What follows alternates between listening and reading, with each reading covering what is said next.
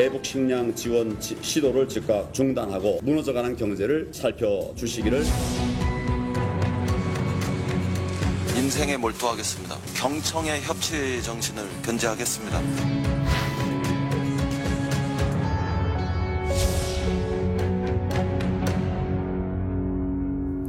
네, 문재인 정부 집권 중반기와 내년 총선을 이끌 여당의 새 원내대표로 삼선의 이인영 의원이 선출됐습니다. 결선 투표 끝에 신문 주류 김태년 의원을 27표 차로 눌렀습니다. 당장 관심은 패스트트랙 대치로 꽉 막힌 전국에 숨통이 트일까 하는 점입니다. 이 원내대표는 예정대로라면 한 1시간 뒤쯤에 자유한국당 나경원 원내대표를 만날 예정인데요. 민생 문제 또 국회 정상화 문제 등 쌓인 현안들이 많습니다. 어떤 얘기가 오갈지 관심이 모아지고 있는데요. 오늘 정치와 호장용 더불어민주당 박범계 의원, 자유한국당 홍문종 의원 두 분 모시고 시작합니다. 안녕하십니까? 네, 고맙습니다. 네. 자, 우선 박 의원님 어제 투표하셨을 텐데 투표하신 대로 결과가 나왔는지는 모르겠습니다만 어제 투표 결과를 한번 보면요. 이인영, 농래, 김태년 수도권 출신의 삼선 의원들입니다. 다 1차 때 과반 득표자들이 안 나와가지고 결선 투표까지 갔는데 결과는 이인영 의원이 김태년 의원을 27표 차로 눌렀습니다. 이게 뭐 꽤 큰 표차, 예상보다는 큰 표차였다. 뭐 김태년 의원이 이길 거라는 예상을 하는 당내 의원들도 좀 많았다고 하는데 어떤 배경으로 이인영 의원이 원내대표로 당선됐다 이렇게 보십니까? 일단 이인영 신임 원내대표의 인지도가 높고요. 네. 또 지금 저희 민주당의 당대표는 이해찬 대표님이시지 않습니까? 그래서 신구의 조화를 의원들께서 선택한 걸로 보여지고 네. 또 신임 이인영 원내대표가 약속했던 어떤 변화와 혁신에 대한 기대가 네. 반영됐고 마지막으로는 황교안 대표도 일조하신 거 아닌가 하는 생각이 들어요. 그건 무슨 얘기입니까? 오히려 뭐 돈 벌어본 적 없지 않느냐라는 어떤 4.86 운동, 과거 민주화 운동을 했던 그 명예와 자긍심이 꽤 큰데 네. 그것에 대한 폐화도 상당 부분 또 영향을 미쳤지 않았을까. 그건 저 혼자만의 해석입니다. 알겠습니다. 홍문종 의원님께도 여쭤보겠습니다. 이게 사실 민주당이 처음 이제 원내대표, 세 번째 원내대표지 않습니까? 20대 네. 국회에서. 처음에 우원식 대표 원내대표는 좀 범주류다 이렇게 평가를 받았었고 그다음에 이제 홍영표 원내대표는 친문의 색채가 상당히 강했다라는 평가를 받았는데 이번에 물론 이인영 원내대표도 친문으로 이제 분류가 되긴 하지만 김태년 의원에 비하면 그 색채가 좀 많이 약하다 이런 생각도 듭니다. 어떻게 네. 평가하십니까? 그 27표 차라는 건 굉장히 큰 표 차이입니다. 네. 그리고 남의당 일이지만 제가 확실히 잘 모르지만 국회에서 오래 있어 보면 이게 이제 대통령의 레임덕의 시작이다. 네. 그런 생각을 지우지 않을 수가 없어요. 안 지울 수가 없어요. 왜냐하면 이 말씀을 왜 드리는 거 하니 지금 홍영표 원내대표의 경우에 네. 청와대와 긴밀한 그 대화와 소통을 통해서 청와대가 지시하는 일들을 국회에서 잘 수렴하고 시행했다라고밖에 볼 수가 없어요. 저희가 보기에는. 네. 그런 의미에서 아마 민주당 내에서도 이인영 새 대표에 관해서 청와대와 관계를 유지하되 약간 긴장 관계를 유지하는 것이 다음 총선에 도움이 될 것이다. 라는 생각을 하고 이인영 대표를 뽑은 것이 아닌가 저는 그렇게 생각하고요. 그런 의미에서 지금서부터는 우리 박범계 의원님 같은 분들이 이 당의 중진들이 당을 잘 운영해 나가는 게 제가 다 경험이 있어서 말씀드리는 거예요. 이거는 지금 왜냐하면 다음 선거에 문 대통령과 거리를 벌이지 않으면 당선되기가 어렵다고 여당에서 생각하는 사람들이 많이 생길 겁니다. 특별히 수도권에서. 그런 사람들의 입장에 있어서는 친문표만 가지고는 대통령만 의지해서는 이 선거를 이길 수 없기 때문에 아마 이인영이라는 사람 그리고 대통령과 약간 긴장 관계를 가지고 있는 분 이분을 선택함으로 해서 대통령이 잘못한 경제정책이나 대북 정책들을 실질적으로 안에서 비판하고 또 그것에 관해서 나름대로의 다른 그 해결책을 국민에게 제시함으로 해서 국민에게 선택받으려고 하는 그런 움직임이 감지되고 있습니다 하는 말씀을 드립니다. 비교적 신문 핵심에서 좀 벗어나 있는 이인영 의원이다 이렇게 평가를 한다고 하면 홍문종 의원께서 말씀하시는 거는 청와대하고 거리를 둘수록 총선에 당선될 가능성이 높아진다라고 의원들이 판단한 결과다라고 분석을 하신 겁니다. 이 부분에 대해서 좀 한마디 해주시죠. 객관적인 그 데이터 분석에 좀 오류가 있는 말씀이라고 보는데요. 문재인 대통령의 지지율은 우리 MBC에서 어제 보도하고 네, 잠시 오늘도 뒤에 좀 오늘 할 얘기를 얘기지만 해보고 51%를 있습니다. 넘지 네. 않습니까? 네. 역대 아마 임기 3년 차에 최고 높은 대통령 지지율을 기록하고 있고 민주당의 지지율은 거기에 많이 못 미쳐요. 대통령의 지지율에. 그렇기 때문에 지금 저희들 민주당 의원들 또는 내년 총선에 나갈 민주당의 후보들이 문재인 대통령을 멀리 한다는 것은 꿈속에서도 꿔볼 수 없는 일들입니다. 오히려 저는 이인영 원내대표가 친문 핵심이냐 이렇게 묻는다면 과거의 도식으로는 아닐런지 모르겠으나 오히려 문재인 대통령도 완전할 수 없기 때문에 또 민주당의 지금 친문 자장이라 할 수 있는 이해찬 대표님이 계시니까 네. 상호 보완적인 측면 그런 측면을 고려해서 표심이 발휘된 거지 문재인 대통령으로부터 거리 띄우기 그거는 바람이시겠지만 그렇지 않습니다. 제가 드리는 말씀은 그것이 아니고요. 어차피 문재인 대통령의 큰 그늘 속에서 벗어날 수는 없겠죠. 그러나 지금 청와대와 여의도가 청와대가 주문하는 일들에 대해서가 여의도가 아무 말 없이 무조건 수용하고 그 일을 여의도에서 수행하는데 앞장섰던 그런 의원들의 모습이 아니라 청와대 문재인 대통령이 여러 가지 얘기를 하고 있는데 공수처 문제가 됐든 아니면 이번에 저기 연동형 비례대표제가 됐든 이런 문제들에 대해서 약간 다른 목소리를 낼 수 있습니다. 그리고 약간 다른 목소리를 내는 것이 문재인 대통령이라는 큰 그림자에서 어떻게 벗어나겠습니까? 여당이 그거 할 수 없죠. 그러나 문재인 대통령 그림자 속에만 들어있어서는 이번 선거를 특히 수도권에서는 못 치른다라는 것이 저분들의 고민이고요. 초선 재선 의원들 지금 수도권 의원들 얘기를 중진 의원이시라 잘 못 들으실 텐데 그분들은 그렇게 얘기하고 있습니다. 저 재선 의원인데요. 어쨌든 의원들 마음속이야 열길 마음속이야 어떻게 알겠습니까만은 두 분의 어떤 분석은 그런 걸로 이해를 하고 넘어가겠습니다. 이제 관심은 이인영 원내대표가 이제 만들어졌으니까 네네네. 홍영표 원내대표 이제 나가시고 네. 그러면 이제 패스트트랙의 이후 정국을 풀어가야 될 그런 숙제를 지금 이인영 대표가 갖게 되는 건데 어떻게 숙제죠. 될 것 같습니까? 오늘 이제 나경원 원내대표 3시에 만납니다, 그죠?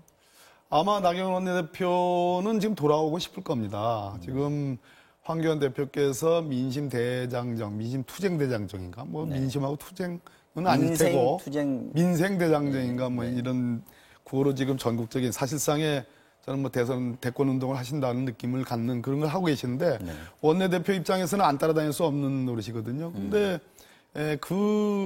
그러한 운동의 주체 스포트라이트는 황교안 대표께서 받으실 수밖에 없죠.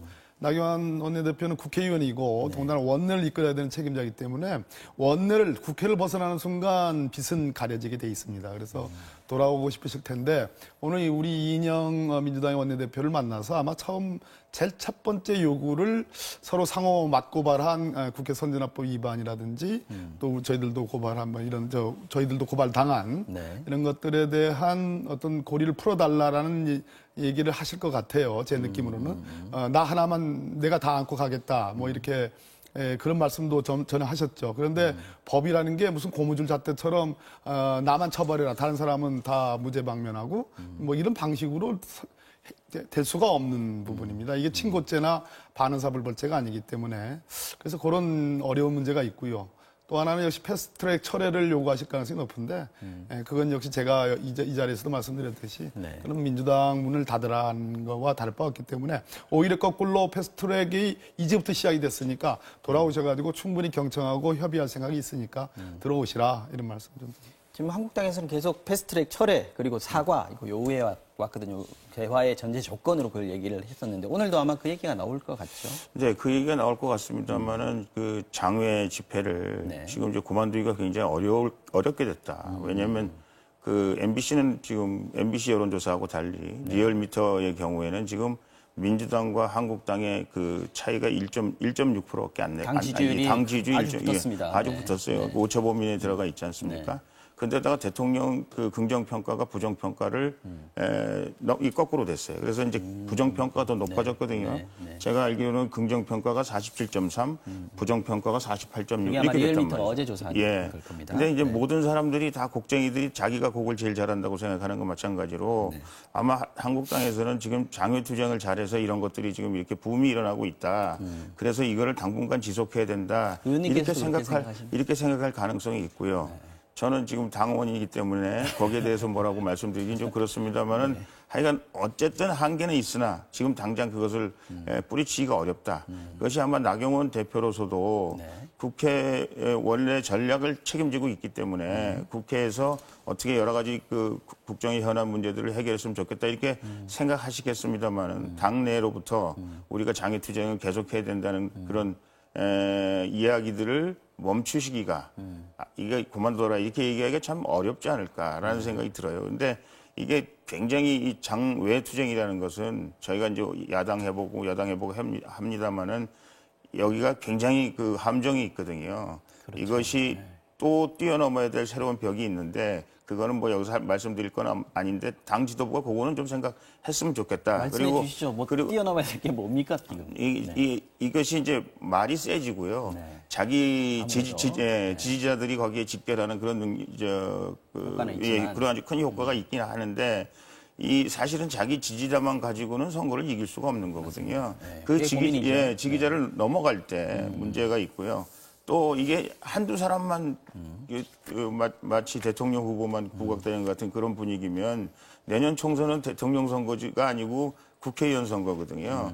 그러면 나머지 모든 사람들은 황교안 대표의 부속물처럼 보여지는 그런 선거를 치러가지고는 거기가 유비면 제가 항상 말씀드립니다만 관원장도 필요하고 제갈량도 필요하고 많은 사람이 필요한데 마치 뭐 딱 항우 한 사람밖에 없고 나머지 그런 분석은 사실 여당 쪽에서도 그런 분석을 하지 않습니까? 그래서 들어오라는 거 아닌가요? 뭐 야당 입장을 생각해서라도 들어오는 게 맞다 이렇게 얘기하는 거예요. 우리 존경하는 홍문종 의원님께서 지지율을 구체적인 수치로 말씀하셨으니까 저도 반박을 좀 하고 그 말씀을 드릴게요. 네. 우리 MBC 평가에서는 뭐 50%를 훨씬 넘고요. 평가 아니고 여론조사입니다. 여론조사 죄송합니다. 여론조사에서는 50%가 넘고 51.8%입니다. 51.8% 나왔고 또 다른 방송에서는 53.8%가 나왔고요.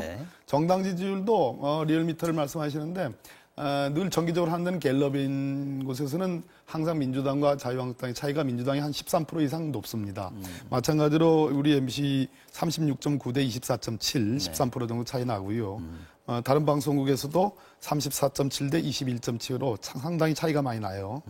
자, 황교안 대표의 민심 대장정이 제가 누누이 말씀드리지만 그 민심이 아니고 당심 혹은 아주 당의 극단적인 지향을 갖고 계신 분들을 긁어모으는 데는 거의 제가 보기에는 맥시멈까지 그러니까 최대치까지 차올랐습니다.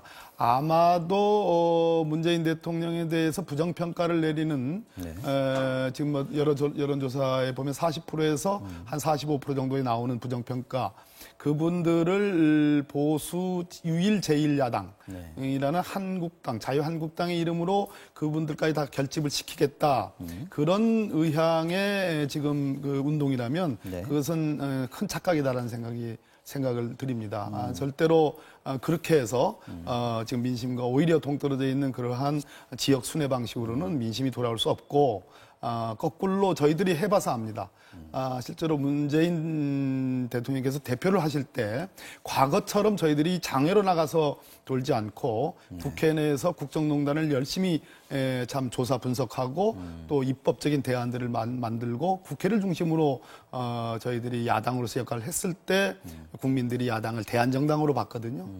제가 자유한국당을 이렇게 걱정해도 해줄 이유가 없지만 아까 우리 홍문종 의원님께서 거꾸로 민주당에 대한 또 걱정을 해주시니까 저도 걱정을 해드리는 겁니다. 당 지지율로 보면 사실 뭐 여론조사 기관에 따라서 차이가 납니다만은 20%대 후반에서 30% 중반까지 이렇게 레인지가 있는데 실제 뭐 오늘도 울산에서 민생투어를 하고 있습니다만은 장외투쟁하고 있는 그 현장의 어떤 분위기랄까요? 그런 부분들은 어떻게 느끼고 계십니까? 의원님께서? 이제 여론조사 이제 말씀을 하셨는데요. 여론조사 한 말씀 드리면 틀림없이 격차가 지금 좁혀지고 있다라는 거. 추세를 보면. 추세가 좁혀지고 있다는 거. 그리고 대통령 지지율이 자꾸 떨어지고 있다라는 거. 아니 80%대 얘기를 왜 안 하세요? 지금 이제 떨어질 수밖에 없는 지금 구조로 가고 있다라는 것이 가장 큰 문제고 다음 총선에서의 바로미터가 되는 경제에 관해서 잘하고 있느냐는 한국당이나 저 대통령에 대해서 불만 세력이 20% 이상 더 많거든요. 여론조사에 대해서는 저희가 조금 더 나중에 본격적으로 한번 제가 다루겠습니다. 이제 그 말씀을 드리고 이제 아까도 말씀드렸습니다만은 그 민주당이 사실은 장외투쟁으로 재미본 정권이잖아요. 아니 촛불 때문에 결국은 이제 정권 가져오고 대통령 되고 한 것을 부인할 수가 없어요. 그래서 야당은 장애로 나가는데 재미를 붙이고 있어요. 왜냐하면 언론도 그렇고 뭐 많은 분들이 우리 야당에서 국회에서 하는 일들에 대해서 별로 관심이 없잖아요. 잘 안 써주잖아요. 무슨 말 하는지에 대해서. 밖으로 나가야 관심이 생긴다. 밖에 나가야 관심이 생기는 거죠. 근데 이제 밖으로 나갔을 때 저희도 고민이 있죠. 아까 말씀드린 것처럼 약간 더 투쟁적이 되고 이것이 외연을 우리 편을 모으는 데 있어서는 굉장히 좋은 효과가 보일 수 있는데 이게 외연을 확대할 수 있느냐 그런데 문제고 예를 들면 이제 자갈치 시장 갔을 때 그 황교안 대표한테 그 장사하시는 분이 왜 박근혜 탄핵 무효 왜 얘기 안 하세요? 이렇게 얘기하고 있잖아요. 그러니까 지금 우리 황교안 대표를 지지하고 한국당을 지지한다는 그 지금 현재 지지로 나타나고 그분들에게 환호하는 사람들이 아주 디테일하게 안을 쳐다보면 꼭 그렇지 않은 부분들도 많이 혼재돼 있기 때문에 이것이 실질적으로 선거의 행위로 나타난다든지 실질적으로 패스트 트랙이 됐을 때 정당 지지도로 나타난다든지 대통령 후보 지지도로 나타날 때는 상당히 다른 결과를 보일 수 있다. 죄송합니다. 알겠습니다. 그런 말씀을 드리고 싶습니다. 아까 박 의원님께서 말씀하셨고 홍영표 전 원내대표도 이거 민생투쟁 아니고 대권투쟁이다. 한국당에서 지금 하는 행보가. 지금 화면에서도 보시면 황교안 대표가 이렇게 올라서는 장면, 연설하는 장면 이런 것들이 사실 대선 때 보는 그런 모습이긴 합니다. 메시지죠. 그래서 이제 대권 욕심 때문에 국회를 볼모로 삼고 있다. 이게 지금 민주당에서 나오는 비판들인데요. 이 부분에 대해서 어떤 식으로 비판을 하고 계시는 겁니까? 민생 대장정이면 묻혀진 목소리를 발굴해내고 민생이 정말 어려워하는 부분들을 찾아내고 거기에 대한 진지한 토론과 경청이 전제돼야 됩니다. 그런데 어디에 봐도 제가 보기에는 그런 모습은 보여지지 않고요. 오로지 이 문재인 대통령에 대한 공격, 또 문재인 대통령을 둘러싼 참모진들에 대한 공격, 또 민주당에 대한 공격, 그 내용들도 섬뜩섬뜩합니다. 용어 아시지 않습니까? 말들이 좀 험악해지고 있는 분위기는 있습니다. 우리 홍문정 의원님도 그런 부분에 대해서는 어느 정도 동의한다는 그런 느낌도 제가 다른 토론에서 받았는데요. 그리고 제스처 하나하나, 그리고 메시지, 심지어 자갈치 시장에 민생이 없는, 즉 상인이 없는 자갈치 시장에 가가지고 일방적인 방송용, 언론용 메시지를 내는 것. 네, 정기휴일이라서 닫은 거죠. 그런데 가면 안 되죠. 예, 사람들은 더 많이 있습니다. 민생 현장은. 착오가 있었던 것 같아요. 또 하나는 한선교 사무총장의 사태가 저는 굉장히 중요하다고 보는데 저희 민주당에 만약 그런 일이 벌어졌더라면 당대표가 제일 먼저 해결해야 될 일입니다. 그 사무총장 회의에 참석한 당직자는 주요 당직자입니다. 그냥 당직자가 아니고. 근데 그 주요 당직자가 지금 잠적한 상태고 그 막말과 욕설이 지금 사태가 해결 안 돼 있고 황교안 대표는 지금 내용을 몰라서 어떻게 조처할 수가 없다라는 그런 반응은 정말로 중요한 당심도 지금 잡고 있지 못하는데 어떻게 민심을 말씀하시느냐라는 반론이 가능합니다. 예. 이 말씀 나오셨으니까 한성교 사무총장이 지금 그냥 계속 계실 것 같은데요. 당내 분위기는 어떻습니까? 의원들도 보시기에는 의견들이 좀 있나요? 글쎄요, 저희가 내용을 솔직히 잘 모릅니다.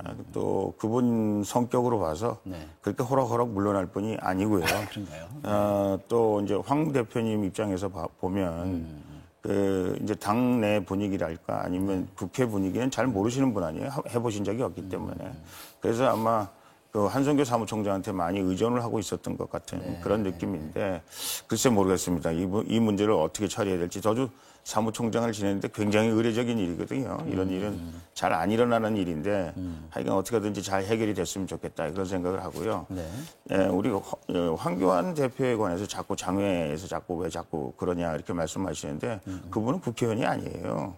그리고 국회에서는 할 일이 사실 별로 없습니까? 국회에서는 물론 국회의원들하고 계속 상의를 하고 국회에서 나름대로 본인의 의사라든가 아니면 민심을 전달하는 역할을 하시죠. 하시긴 하지만 지금 이 황교안 대표 입장에서는 이 전국 투어를 통해서 전국에 흩어져 있는 우리 당을 좋아하는 사람들 또 우리 당을 반대하는 사람들의 민심을 여의도로 전달하겠다 하는 그런 의지를 표명하고 계시는 겁니다. 황교안 대표는 밖에 계시더라도 의원님들은 국회에 들어와서 투트랙으로 이렇게 투쟁하는 그런 방법도 있지 않을까요? 그렇죠. 그렇긴 한데 우리가 황교안 대표의 입장을 다 아는 입장에서 의원들이 대표가 나가 있는데 대표께서는 아니 뭐 비서실장도 국회의원이고 거기 뭐 사무총장도 국회의원이고 다 사실은 국회의원들이 보좌하고 있는 거 아닙니까? 바깥에 계세요. 우리는 들어가서 뭘 하겠습니다. 이 사실 이러기도 쉽지 않은 문제거든요. 그래서 그거는 저희 당내의 문제이긴 한데 약간의 미묘한 서로 입장 차도 있고 생각의 차이가 있습니다만은 알겠습니다. 제가 보기에는 그 민주당에서 생각하는 것만큼 그렇게 큰 걱정거리는 아니다. 저는 그렇게 생각합니다. 알겠습니다.